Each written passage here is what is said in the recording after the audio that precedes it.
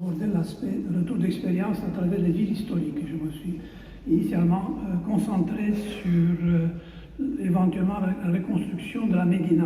Mais j'ai visité hier, il n'y a vraiment pas beaucoup de dégâts et il y a des solutions simples qui permettraient éventuellement de la renforcer. Après un séisme, il y a d'abord l'urgence de la consolidation, la sécurisation, la sauvegarde et la réparation vient plus tard. Plus tard, ça peut être dans quelques années. C'est ce qu'on a un peu le retour d'expérience après le séisme, les multiples séismes d'Italie. D'abord, un aspect souvenir. Non, il y a un problème.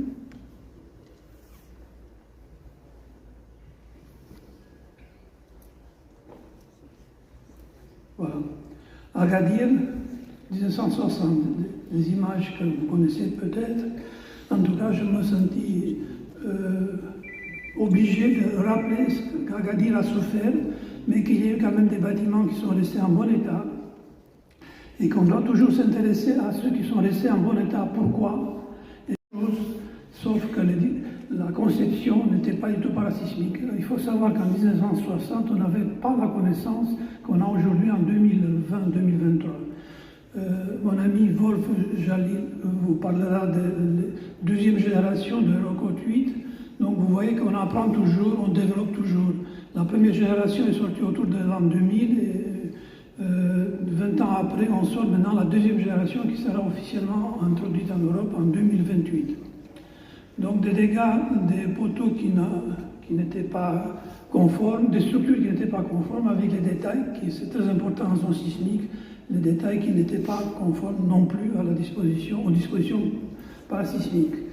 Et on a un ensemble de bâtiments, donc comme celui-là, l'empilement des 3 niveaux là-dessus. Par contre, on a un bâtiment qui s'est dégradé uniquement au niveau du rez-de-chaussée, avec des fissures en X.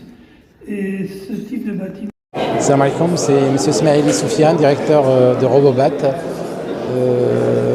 Je suis ingénieur de formation et aujourd'hui on se retrouve au Palais culturel d'El Habous à Marrakech pour l'organisation de la 10e conférence autour du parasismique. Cet événement vient suite au séisme du 8 septembre d'El Habous et aujourd'hui je suis avec nos experts Jalil Wolfgang et Victor Davidovici, des grands experts qui nous apportent un petit peu leur savoir-faire, plus de 50 ans d'expérience et de nous parler des séismes à l'échelle internationale. Et aujourd'hui, Robobat, depuis 20 ans, n'a pas cessé d'informer, de sensibiliser tous les acteurs dans le monde de la construction, et notamment les spécialistes autour du parasismique, ainsi la mise en place de la réglementation marocaine du parasismique. Et je passe la parole à notre cher ami expert Jalil Wolfgang. En vert, c'est ce qui sont bons, en jaune, c'est intermédiaire.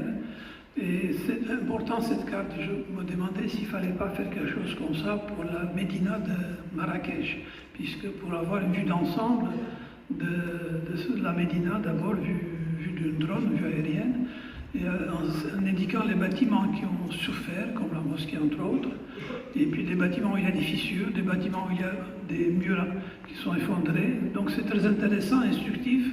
Ça peut être extrêmement instructif pour un autre séisme, donc pour toute la communauté qui voudra réparer. Alors, quelques images de ce séisme qui était assez dévastateur. Là, on ne peut rien faire. Expert en construction parasismique et en renforcement du bâtiment.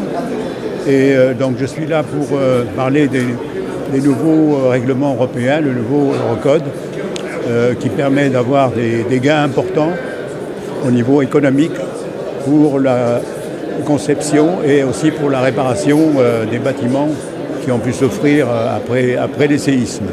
Voilà, donc moi je vais expliquer tout ça et donner des règles pratiques pour les bureaux d'études et les architectes. Pour les ponts et toutes les autres structures. Voilà. Donc il y a en fait un tronc commun pour résumer, qui est le 8.1.1 et la partie fondation. Et moi aujourd'hui je vais essayer de vous présenter sommairement la partie 8.1.1 et la partie 8.1.2 et également la partie 8.1.3 qui concerne... Alors, autre partie nouvelle, c'est les calculs qu'on fait dans la phase de service. concerne en particulier l'exemple des hôpitaux.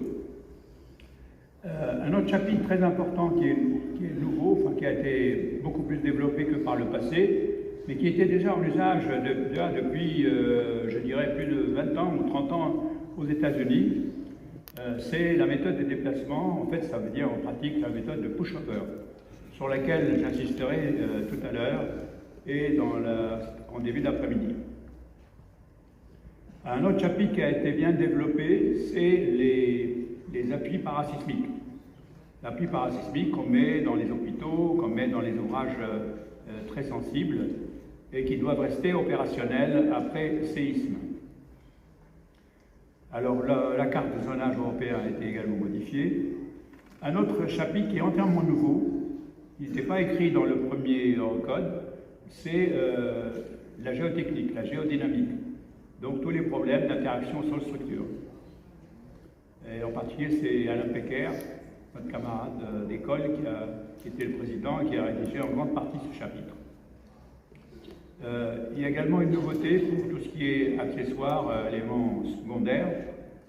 Un nouveau chapitre qui n'existait pas du tout auparavant et qui a conduit parfois des gens à l'appliquer alors que ce n'est pas autorisé, c'est les planchers dalles. Je rappelle, plancher dalle, c'est une dalle qui est posée non pas sur des poutres, mais sur simples poteaux. Alors parfois avec des chapiteaux et parfois sans chapiteaux. Cette méthode de construire jusque-là était interdite en zone sismique et actuellement elle l'est, mais pour les zones de faible séismicité. Un nouveau chapitre également, c'est pour les ouvrages d'art, pour les ponts, notamment pour les ponts existants. Il n'y avait rien avant pour le renforcement des ponts existants. Un autre chapitre également nouveau, c'est le bois. Et puis il y en a encore un pour l'aluminium, qui sont entièrement nouveaux. Ce qui est à la base de ces changements, c'est quelques paragraphes importants. Alors on peut citer les classes de ductilité qui ont changé aujourd'hui, comme dans le importé. Et donc là, c'est une note de calcul pour vous montrer un petit peu la vérification de contraintes, vérification je dirais, de déversement aussi, parce que là, c'est selon les Eurocode 3 au niveau du dimensionnement et de vérification. La dernière chose, c'est qu'on peut aujourd'hui, par défaut, retrouver dans le module section la possibilité de récupérer un profil existant que je peux même venir renforcer, modifier ou autre, et demander derrière de faire des analyses de calcul, notamment des analyses de contraintes, je dirais, von Mises, contraintes normales tangentielles. Et donc le logiciel va calculer en s'appuyant sur un profil existant ici, dans ce cadre-là. Donc voilà, ça c'était la première application qu'on a développée, qui est dans l'intérêt des bureaux d'études de l'utiliser, parce que ça permet de promouvoir un petit peu les produits nationaux par rapport à ça. Donc aujourd'hui, Robot permet de le faire. La difficulté chez le bureau d'études, c'est qu'on ne va pas demander aux projecteurs, aux techniciens